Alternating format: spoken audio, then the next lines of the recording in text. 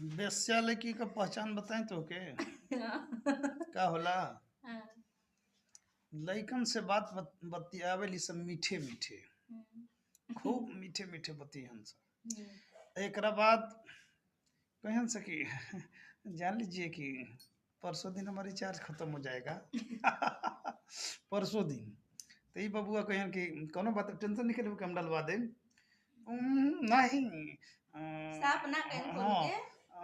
नहीं नहीं नहीं मने कह जाला कभी नो बा साढ़ो देखा होते उन्हाल बहन के बहुत सड़ी इनके बेसेवन कर ई ना कह कि डलवा दे, तो वही बदे वो कहलस हिया। आई बबुआ उठियन तो वर्तमान डलवई हन ई सार डलवई हन रिचार्ज वो भोसड़ी अपना दूसरन भतारन से रात रात भगवती आई कैसे जाना तो नहीं इहे कुला चलत तटे तो हम देखत नहीं माने हम तो यही युग में जियतनी आपको पहले वो पता भी नहीं बात बोलते नहीं। माने जे कहले डलवे जरे हम कहले मानी हम हाँ। छिना रहे हाँ। कि हम तो बता रहे